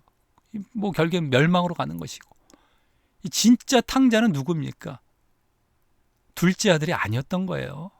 실질적으로 탕자는 이 적입니다. 큰아들입니다. 제대로 보면 그들 때문에 그들을 향해서 지금 비유도 들고 계셨고요. 그들이 탕자였던 거예요. 우리가 탕자 집 나간 탕자 이래갖고 돌아왔더니 뭐 엉뚱한 얘기들 하죠. 이것도 이 쉽고 유명한 비유들인데도 제대로 해석을 안 하는 경우들도 많다라는 것인데, 어찌 됐든 간에 아까 회의계도 얘기를 제대로 안 하고 말이죠. 지금 이 기득권 갖고 예정론자들이 지금 큰아들입니다. 한마디로요. 여기 지금 바리새인과 종교지자들이요. 유대인들 격에 있는 겁니다. 똑같아요. 깨닫지도 못하고 회의계도 필요 없다고 하고, 그리고 엉뚱하게 자기들이 지금 회의계를 해야 될 판에 탕자임에도 불구하고 알지도 못하고, 결국엔 이제 자기들이 스스로 또 고집하며 구원잔치로 나아가지 않고 멸망으로 가고 있는 것입니다. 어찌됐든 간에 그들에게 종교지자들이 탕자라는 것이 오히려 이 비유의 더 핵심이었던 거예요. 자, 이제 결론과 적용으로 들어갑니다. 이번 말씀은 예수님께 나온 세리와 죄인들을 배척하고 예수님을 원망하는 종교 지도자들이라는 이 배경을 두고 말씀하신 비유였습니다. 오히려 종교 지도자들에게 더 초점이 있는 거예요. 세리와 죄인들, 아까 둘째 아들에 대한 것은 그것을 이제 종교 큰아들의 더 이제 결론을 향해 나아가기 위해서 너희들이 뭘 잘못했는지를 보여주기 위한 하나의 과정적인 것이 되는 것이죠. 하나의. 그리고 왜 이들을 내가 받아들였는지 설명하는 이런 이유 정도가 됐던 것이고, 진짜 문제는 너희 종교 지도자들을 향한 비유였던 겁니다. 아까 막 잔치를 베풀렸을 때에 고집 부리면서 그게 보였던 반응, 이게 사실은 핵심이었던 거예요. 이번 비유에. 자, 예수님은 먼저 왜 세리와 죄인들을 영접하시는지 그 이유를 보여주셨는데요. 그것은 그들의 철저한 회개와 또 그 회개를 기뻐하시는 하나님의 마음 때문이었습니다. 이 세리와 죄인들이 회개를 했던 것이었죠. 그리고 그것을 기뻐하시는 하나님의 마음 때문에 이들을 영접하셨던 거예요. 예수님은 그걸 먼저 보여주셨던 겁니다. 이 비유 속에서 한때 자녀된 자리에 있었다가 하나님을 떠나 잃어버린 바 되고 죽음을 향해 나아가는 것에 얼마나 마음 아파하시지만 하나님은 노심초사 기다리고 계시고 그에 대해 분노하시는 것은 아니었습니다. 이것에 대해서 분노는 안 하셨어요. 오히려 노심초사 기다리고 계십니다. 그래서 그가 여러 환난과 역경이라는 이 고난을 받고 깨달아서 다시 하나님께 돌아오게 되면 하나님은 그 무엇보다 기뻐하시는 것입니다. 돌아오게 되면 이 회개입니다. 회개. 그리고 깨달아서, 고난을 받고 깨달아서, 이게 아무나 깨닫고 회개하는 건 아니라고 아까 말씀드렸죠.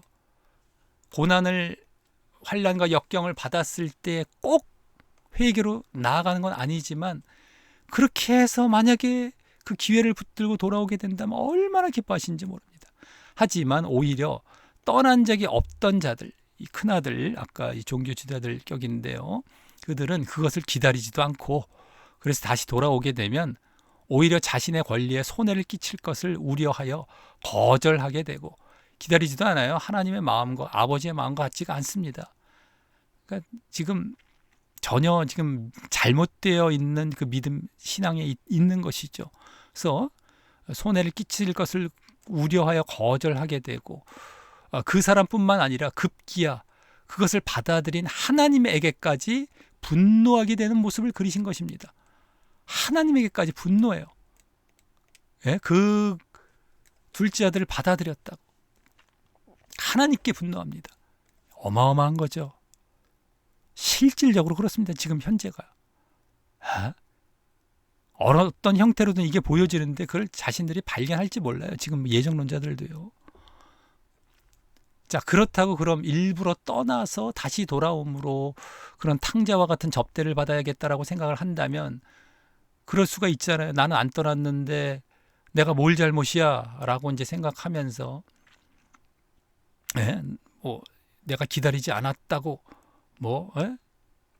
그리고 뭐 하나님께까지 분노했다고 내가 뭘 잘못인데 뭐 이렇게 생각할 수 있지 않지. 그러면 나도 그걸 떠났다가 돌아올까? 뭐 이러면서 말이죠. 예? 그래서 그런 탕자와 같은 접대를, 아까 둘째 아들과 같은 접대를 받아야겠다고 생각하면 내가 바로 지금 종교 지도자들의 자리에 있는 것입니다. 벌써 그들과 같은 시기 질투가 보이기 때문이죠. 에? 여기서는 그것을 생각할 것이 아니라 내가 남아있는 자로서 과연 하나님의 마음과 같은 마음을 품고 있느냐를 돌아보아야 하는 것입니다. 저들 막 시기하는 것이 아니라 하나님 마음과 같이 저들이 빨리 돌아와서 함께하기를 원한다라는 마음을 가져야 되는 거예요. 돌아오기만 해라라는 것. 똑같이. 그럼 나도 뭐 내가 쟤보다 뭐 이러면서 뭐 시기 질투하는 것이 아니라 하나님의 마음을 갖고 있어야 되는 겁니다. 똑같이. 자꾸 이제 막 그것을 자꾸 지금 생각하지 못하고 계속해서 자기가 손에 받을 것, 하나님의 마음과 상관없이 이런 것만 생각하면 안 되고 말이죠. 시기 질투예요. 그건 자기가 벌써 시기 질투하고 미워하고 있고 말이죠.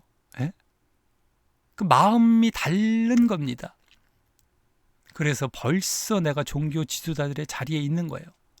사랑하는 마음, 저가 살아나기를 원하는 마음이 있는 것이 아닌 것이에요. 그러니까 막 배척하고 밀어버리고 이렇게 되지 않습니까? 자, 그래서 하나님께서는 떠난 자들에게는 회개를, 또 남아있는 자들에게는 용납과 영접을 간절히 원하는 마음을 갖고 계시며, 떠난 자들은 회개를 하기를 간절히 오늘 원하시는 게 보여졌죠. 그리고 남아있는 자들, 큰아들, 용납과 영접을 간절히 원하는 마음을 갖고 계시며 그 모두를 기뻐하시는 것입니다. 그 회개의 모습과 작은 아들 쪽, 또 용납과 영접, 큰 아들 쪽인데 이것이 이번 행함입니다. 이번 행함이에요. 둘 다 다 아버지 아들들이었어요. 한때 믿음 안에 들어왔던 신자들입니다. 믿음 안에 있었다가 잘못된 길로 나갔단 말이죠. 세상과 죄의 길로. 그때 회개를 해야 된다는 것. 그리고 돌아와야 된다는 것. 그리고 회개 열매도 맺어야 하는 그 행함. 진짜 회개죠. 진정한 회개. 행함까지 보여지는. 그것이 이번 행함입니다. 작은 아들 쪽으로는요. 또 큰 아들은 어떻게 돼요? 큰 아들. 내가 믿음 안에 들어왔는데 저 잘못됐다가 돌아온 자들을 내가 미워하는 거예요. 그들이 회개하고 돌아온 것에 대해서 용서를 못하는 겁니다. 그들이 살아나는 것, 그들이 다시 돌이키는 것에 대해서 하나님과 같은 마음을 갖지 않고 있는 거예요. 용납의 마음이 없어요. 자기가 그냥 잘하고 있었다 이것만 생각하고 자기가 받을 보상만 생각하는 거예요. 그거는 어차피 나중에 하나님의 마음과 똑같았을 때 그건 나중에 어차피 주어질 것이고, 지금 바른 신앙의 모습은 그러한 이방인들, 잘못된 자들, 나와 뭔가 달라 보이는 자들, 이런 자들이 돌아오던가 하나님께 나올 때에 그들을 용납하고 받아들일 줄 알아야 하는 게 있어야 되는 거예요. 근데 그게 없단 말이에요.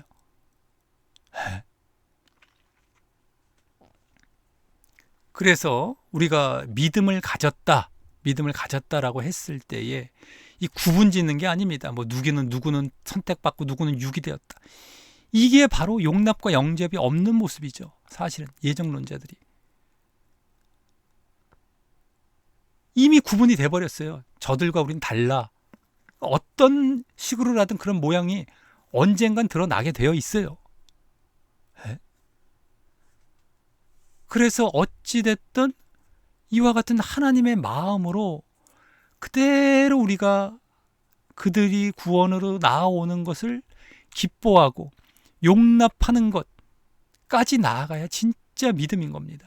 이게 이번 행함이에요. 행함. 그래서 하지만 떠난 자들이 분명 오게 될 고난과 어려움 속에서도 회개하여 돌아오지 않거나, 이 고난과 어려움을 하나님이 주시는데도 또 자기가 이제 스스로 이제 얻게 되기도 하지만, 근데 그런 속에서도 회개하여 돌아오지 않거나, 또 남아 있는 자들, 아까 큰아들 쪽이 용납과 영접을 또 하지 않는다면, 남아 있는 자들도 그들이 돌아오게 될 때 그 모두는 각각 진정 탕자의 자리에 있게 되는 것입니다. 회개 안 하거나 용납과 영접 안 하거나 둘 다 이제 행함이 되는데, 이번 비유에서는 결국 큰 아들이 거기에 더 가까웠던 것이고요. 아까 둘째 아들은 회개하지 않았었습니까? 돌아왔어요. 근데 결국엔 큰 아들 용납과 영접을 해야 되는데 그걸 안 했어요. 그러니까 진짜 탕자는 누굽니까? 큰 아들이죠. 그리고 우리에게 도전을 주는 행함이 바로 용납과 영접 쪽의 행함입니다. 이번에 행함은요, 회개하는 것, 당연히 우리가 지난 때도 볼 수 있었던 회개의 행함들은 우리가 볼 수 있었지만, 용납과 영접, 이것이 더 이번에 이제 큰아들 쪽, 진짜 탕자의 비유가 이번 큰아들에게 더 초점이 있는 비유였던 겁니다. 알고 보면은요, 문맥을 통해 봤을 때 그가 제대로 보이지 않고 있었던 그 행함의 모습이 이번 우리에게 더 비중이 있고 도전을 주는 행함인 것이다 라고 하는 것이죠. 내가 하나님께 붙어 있는 것이 혹 이번 둘째 아들과 같이 하나님보다 물질과 육신적 목적 때문은 아니었습니까? 아까 처음에 나왔었죠, 그 비유. 물질과 육신적인 거, 물질 다 얻었을 때 딱 하나님을 떠나버리지 않습니까? 그래서 그 목적이 이루어지면 하나님을 속히 떠날 모습은 아니었습니까? 만약 그렇다면 지금부터 철저히 회개하고 마음을 온전히 하나님께 돌이키기 바랍니다. 몸은 내가 안 떠났다 할지라도, 내가 교회에 계속 다녀요 이럴 수 있잖아요. 우리가 지금 육신적인 물질적인 목적은 갖고 있는 자가 아까 둘째 아들처럼 안 떠났을 수도 있지만 이미 떠난 것과 마찬가지예요. 사실은요. 네, 마음은 떠나 있는 거예요. 사실은요. 하나님을 떠난 아까 둘째 아들 그런 상태랑 똑같은 거예요. 이미 마음은요. 또 이후 고난과 함께 회개의 과정을 또 거쳐야 아버지께 제대로 다시 돌아올까 말까. 아까 둘째 아들은 마침 돌아온, 세리와 죄인들은 돌아온, 그게 쉬운 일이 아닌데 돌아올까 말까예요. 꼭 돌아오는 것이 아니라 그런 험난한 과정이 있기 때문인 것입니다. 회개하고 지금 돌이켜야 되는 거예요. 물질적인 목적 때문에 내가 믿었다라고 한다면, 하나님을 믿었다고 한다면, 교회는 다 걸쳐놨을지라도 마음이 이미 떠나 있는 겁니다. 빨리 회개하고 빨리 돌아와야 됩니다. 또 더 문제는 뭡니까? 혹 내가 이번 큰아들과 같이 겉으로 보이게 하나님을 떠난 것은 아니지만 속으로는 둘째 아들 못지않은 물질적이고 육신적인 목적을 우선하는 모습이기에 겉으로는 회개할 것이 없어 보이므로 우월의식과 교만함이 팽배한 가운데에 겉으로 하나님을 안 떠난 것처럼 보이죠. 그리고 회개할 것이 없어 보여요. 근데 둘째 아들 못지않은 물질적인 육신적인 목적을 우선해요. 우월의식과 교만함만 팽배한 가운데에 자신보다 못해 보이는 자들이 대우받고 용납받는 것을 시기 질투하고 그들을 배척하고 거절하려는 모습은 없었던 것입니까? 이걸로 이제 잣대를 재고 내가 겉으로 종교행위, 요새 이제 종교행위라고 할 수 있죠. 교회에서 사실 그런 것들도 엄청 많이 일어났죠. 마음은 둘째 아들과 똑같아요. 지금 물질적으로 육신적으로 온통 거기에 잡혀 있는데 좀 더 열심히 교회에서 시키는 일을 하고 종교행위 열심히 합니다. 자기보다 못한 자들을 이제 배척하고 거절하고 말이죠. 우월의식을 갖고 자기들은. 근데 그랬을 때에 고난도 없기에 회개하기 더욱 어렵지만 이번 하나님의 마음을 알고 그 마음을 당장 버리기 바랍니다.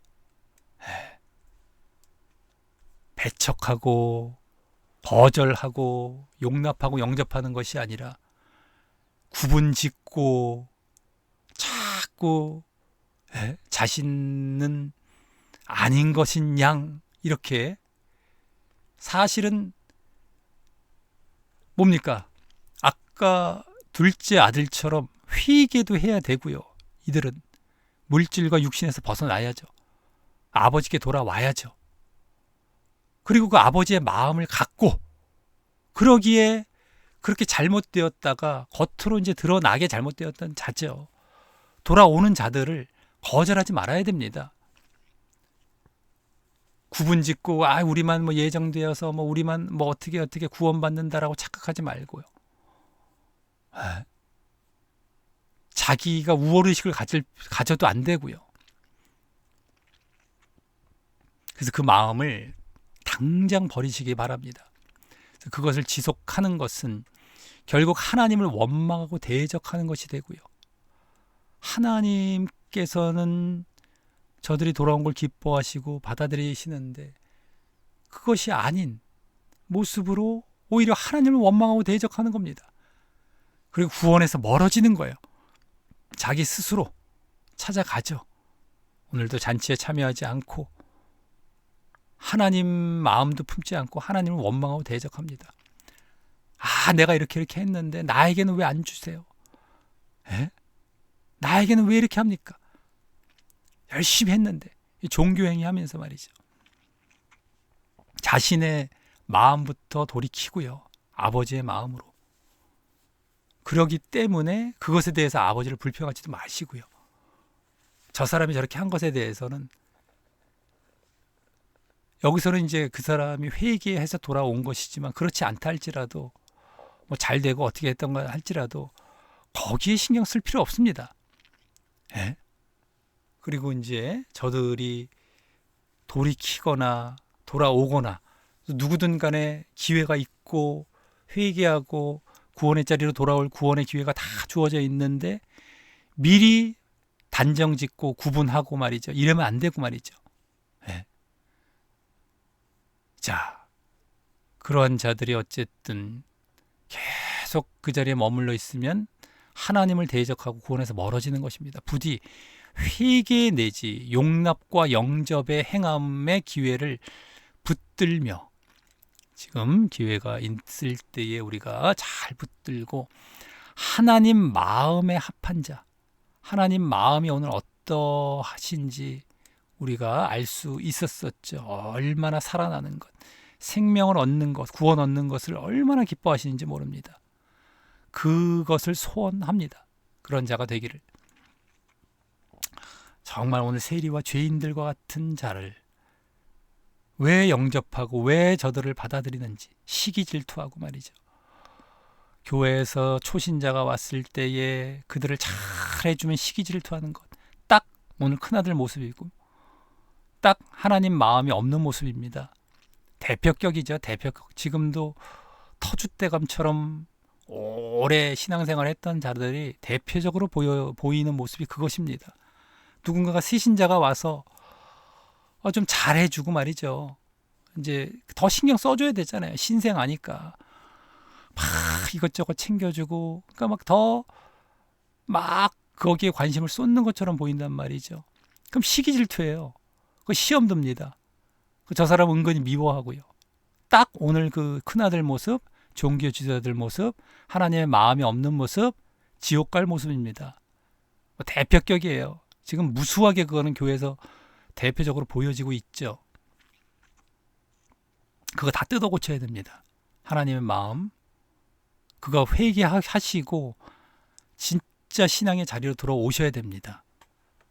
그리고 또 은근히 예정론에 그 마음을 갖고서 여러 가지 구분짓고 말이죠. 배척하고 말이죠. 그렇게 막 뭔가 다르다라고 생각을 하고 우월의식 갖고 말이죠. 기득권 은근히 이제 이런 거 아닌 척하면서 이런 거 다 뜯어 고쳐야 되고요. 은근히 그건 잘 티가 안 나는 거죠. 이거는요. 은근히 무시하고 말이죠. 은근히 뿌듯함을 갖고 말이죠. 이런 거 다 뜯어 고쳐야 됩니다. 다 오늘 철저히 회개하고 또 하나님의 마음으로 용납과 영접의 모습을 잘 보여 나아가서 정말 하나님 마음에 합한 자가 되시고 구원으로 나아가는 그런 행함을 보이심으로 구원으로 나아가시는, 오늘도 뭐 다 이게 뭐 필수죠. 구원 문제입니다. 이런 행함을 보여야만 구원을 받는 거예요. 에이, 뭐 그래도 뭐 구원은 다 받는 데가 아니에요. 오늘도 다 큰아들 이대로 가면 다 멸망이죠. 그런 행함이 제대로 보여지지 않을 때 제대로 믿음을 갖고 있는 것이 아니기 때문입니다. 그래서 꼭 그렇게 해서 구원으로 나아가시게 되는 우리 모든 우리 자들이 되시고 정말 이제 복된 자리로 나아가시기를 간절히 바라면서 여기서 마치도록 하겠습니다.